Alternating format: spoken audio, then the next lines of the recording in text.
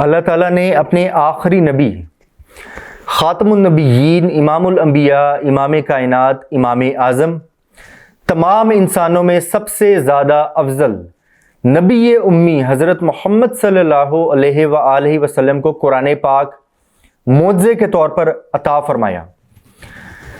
قرآن پاک ہمارے نبی پاک محمد صلی اللہ علیہ وآلہ وسلم کا معجزہ ہے، اور اس قرآن پاک سے ہمیں حقوق اللہ کا بھی پتہ چلتا ہے اور حقوق العباد کا بھی پتہ چلتا ہے۔ اور قرآن پاک میں 8 آیات مبارکہ کے اندر اللہ تعالیٰ نے ماں باپ کے حقوق کا ذکر فرمایا ہے، 8 آیات مبارکہ کے اندر۔ اور جہاں جہاں اللہ تعالیٰ نے ماں باپ کے حقوق کا ذکر فرمایا ہے قرآن پاک کے اندر، وہاں سب سے پہلے اللہ تعالیٰ نے توحید بیان کی ہے۔ چیپٹر نمبر 17 سورہ بنی اسرائیل کی ورس نمبر 23 اور 24، اللہ تعالیٰ نے خاص الخاص پرٹیکولرلی اسپیسیفکلی ماں باپ کے حقوق کے بارے میں یہ 2 آیات مبارکہ نازل فرمائی ہیں۔ اللہ تعالیٰ فرماتے ہیں وَقَضَىٰ رَبُّكَ، اور فیصلہ کر دیا ہے اللہ نے، and it is decreed by Allah almighty, وَقَضَىٰ رَبُّكَ أَلَّا تَعْبُدُوا، کہ مت عبادت کرنا، دیٹ ڈو ناٹ ورشپ الا ایاہو، مگر صرف اور صرف اللہ کی، accept only and only Allah almighty. جو ورڈ ہے ایا، اس کا مطلب ہوتا ہے alone، صرف اور صرف۔ ہم نماز میں بھی پڑھتے ہیں نا الحم شریف میں، ایاک نعبد و ایاک نستعین، صرف اور صرف تیری ہی عبادت کرتے ہیں اور صرف تجھ ہی سے مدد چاہتے ہیں۔ تو ایا کا مطلب ہوتا ہے alone، صرف اور صرف۔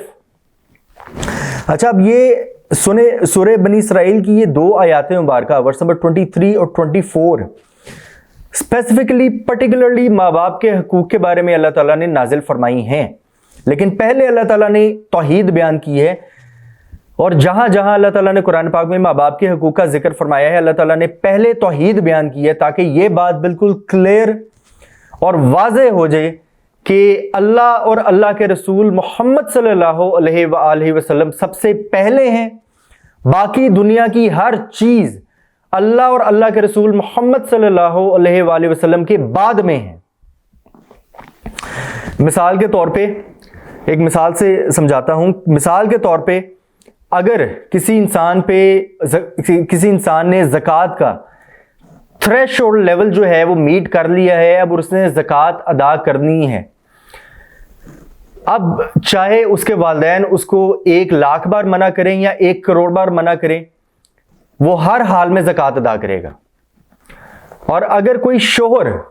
اپنی بیوی کو پردہ کرنے سے منع کرے یا فرض نماز پڑھنے سے روکے، فرض نماز یعنی فجر کے 2 فرض، ظہر کے 4 فرض، عصر کے 4 فرض، مغرب کے 3 فرض اور عشاء کے 4 فرض، یہ 17 رکعتیں جو ہیں یہ فرض نماز ہیں۔ اگر کوئی شوہر اپنی بیوی کو پردہ کرنے سے یا فرض نماز پڑھنے سے روکے، منع کرے، تو وہ بیوی پردہ بھی کرے گی اور فرض نماز بھی پڑھے گی،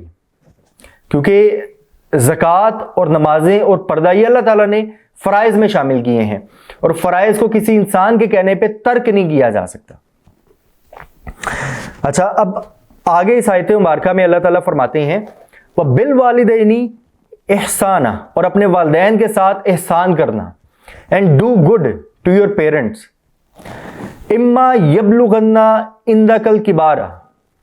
اگر وہ پہنچ جائیں بڑھاپے کو، if they reach old age، اما یبلغن عندک الکبار احدہما او کلاہما، احدہما one of them، ان دونوں میں سے ایک، او کلاہما اور both of them، یا پھر وہ دونوں، او کلاہما، فلا تقل لہما اف، پھر مت کہنا ان دونوں سے if, then do not say to both of them if, اور یہ نہیں کہ صرف اف نہیں کہنا، اس سے مراد یہ ہے کہ کسی بھی قسم کی بد کلامی نہیں کرنی، اف نہیں کہنا، کسی بھی قسم کی بد کلامی نہیں کرنی ماں باپ کے ساتھ۔ اور یہاں پہ اللہ تعالیٰ نے ہما کا ورڈ یوز کیا ہے۔ عربک لینگویج میں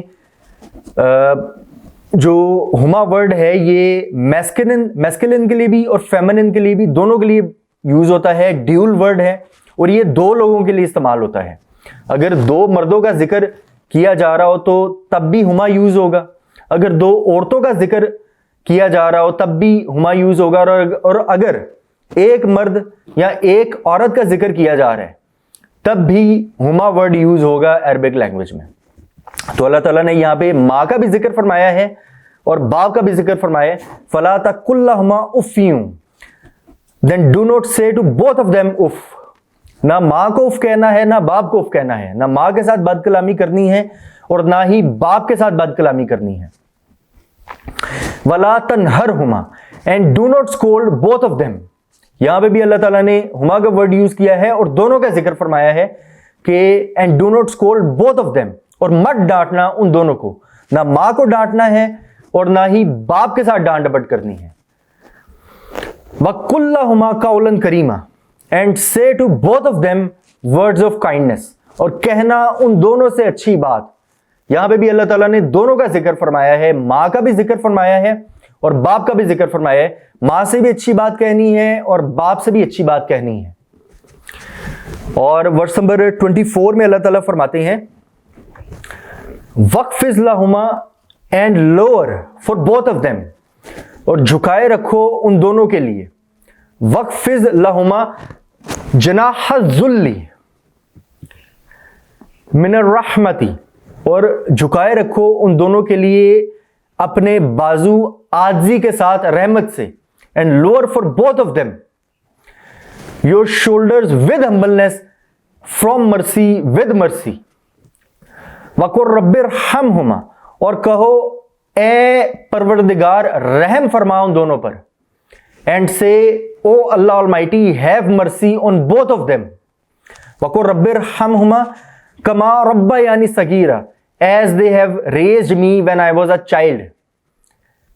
جیسا کہ انہوں نے میری پرورش کی ہے میرے بچپن میں, ویسے ہی تو بھی ان پر رحم فرما.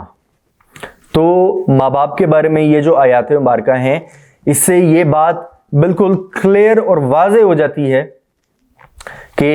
سب سے پہلے اللہ اور اللہ کے رسول محمد صلی اللہ علیہ وآلہ وسلم سب سے پہلے ہیں, باقی دنیا کی ہر چیز اللہ اور اللہ کے رسول محمد صلی اللہ علیہ وآلہ وسلم کے بعد میں ہے. اور ماں باپ کے ساتھ جو ہے وہ کسی بھی قسم کی بد کلامی نہیں کرنی, ان کو اف تک نہیں کہنا, نہ ہی ماں باپ کے ساتھ کسی بھی قسم کا ڈانٹ ڈپٹ کرنی ہے, اور ان دونوں کے ساتھ اچھی باتیں کرنی ہیں, دونوں کو اچھی بات کہنی ہے, اور ان دونوں کے سامنے اپنے کندھے عاجزی کے ساتھ جھکائے رکھنے ہیں. اور اللہ تعالیٰ نے دعا بھی تعلیم فرمائی ہے کہ ان دونوں اللہ تعالیٰ سے دعا کرنی ہے کہ اے اللہ اے پروردگار ان دونوں پر ویسے ہی رحم فرما جیسے بچپن میں انہوں نے مجھے پالا ہے, ویسے ہی تو بھی ان پر رحم فرما. تو یہ ماں باپ کے حقوق ہیں قرآن پاک کی ان دو آیات مبارکہ کی روشنی میں. اچھا, یہاں پہ ایک بہت ہی ضروری اور اہم بات وہ یہ ہے کہ کئی لوگ جو ہے نا وہ بے وقوف بن جاتے ہیں. وہ کیا کرتے ہیں کہ یا تو وہ ماں باپ کے ساتھ مل کر سو کولڈ اطاعت کے نام پر اپنی بیوی کے ساتھ ظلم و زیادتیاں شروع کر دیتے ہیں, یا پھر وہ اپنی بیوی کے ساتھ مل کر سو کولڈ انڈرسٹینڈنگ کے نام پر اپنے ماں باپ کے ساتھ ظلم و ستم اور زیادتیاں شروع کر دیتے ہیں. تو میرے بھائیوں, بے وقوف نہیں بننا,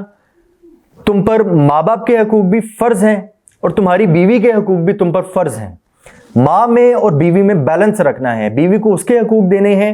اور ماں کو اس کے حقوق دینے ہیں, دونوں میں بیلنس رکھنا یہ آدمی کا کام ہے. دعا ہے کہ اللہ تعالیٰ